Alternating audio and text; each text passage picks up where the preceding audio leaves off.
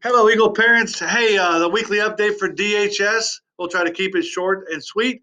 COVID numbers, one positive this week, 14 quarantined, 13 excluded, and 57 returned to DHS. So that's pretty good news.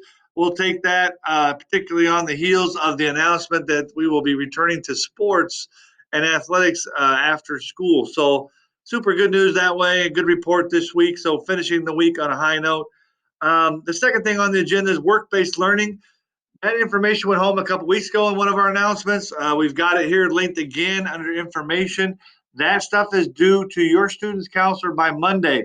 So if your student is interested in work-based learning next year, make sure that they complete that information and turn it into their counselor on Monday. Athletes after school. So with the return to sports, we've had a little bit of an adjustment we need to make. Athletes and parents, you're reminded if your practice doesn't start till later in the evening, 4:30, 5 o'clock, you can't stay here at school unsupervised. Okay. You've got to go home and come back. We just don't have that's always been a rule, but it's really a point of emphasis now that we are under the COVID mitigation practices and making sure students are supervised and they are following the proper protocol.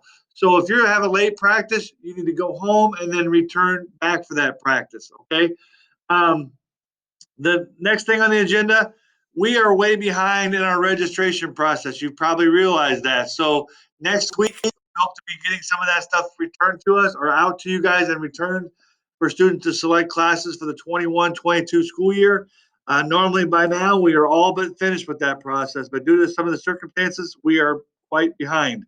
So with that said, as those come in, counselors will be busy sorting through that. So give them a little bit more patience with that.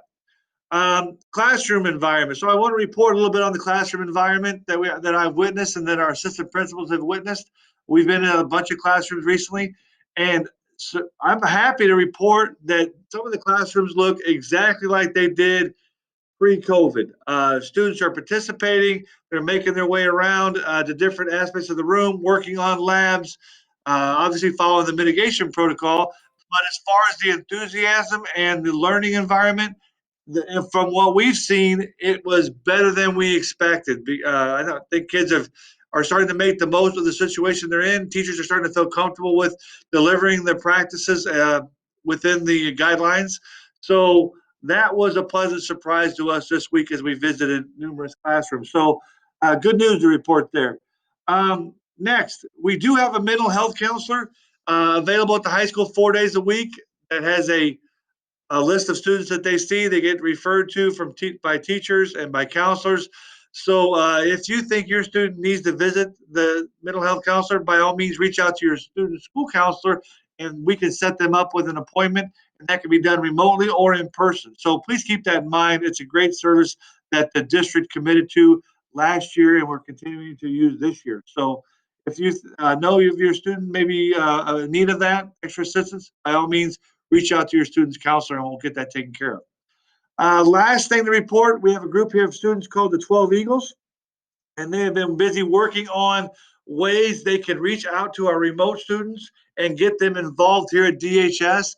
Today, we just had our first meeting, and we have 35 people participate in that meeting where we had a group of students paired up with a member from the 12 Eagles or a high school counselor or administrator. And we did breakout groups with them online, and we were able to talk through some things and find out how they're doing, what have they been doing with their time, some of the challenges they've had to overcome as a remote student, some of the good things that have come out of it. So one of the bad things that we quickly identified was communication is often broken from their teachers to the students or from admin to the students. So we're going to work on trying to make our communication to them a little bit better. I don't think it's for a lack of effort. I just think sometimes there's some technology problems that we have to overcome, and sometimes we overlook some things. So we're going to work on that aspect a little bit. But some of the good things they reported to us were one, they have more time they feel because they're not getting ready for school and they're not going to school, go back to school, going back home. So they've got more time. They like being at home to have access to the food. They like the home cooked meals. Um, They also have liked getting to know their family better and rejoining their family, so to speak, and picking up new hobbies. So some of them have learned how to cook certain dishes. Some of them have learned how to sew. Some of them have um, learned a new sport or activity. So that's all been good. So they've had a pretty positive attitude. Good news is we're going to try to do more of these remote gatherings, so to speak, online to get our remote students more engaged with Dunlap High School. And the big thing that came out of that was they were really appreciative of being able to see other students, even if it was online. So that aspect in and of itself is priceless for our students. So that being said, that's the weekly update. January is in the books. We're ready to hit February head on. And until then, Dunlap, you stay healthy and you stay classy. Have a great weekend. Bye bye.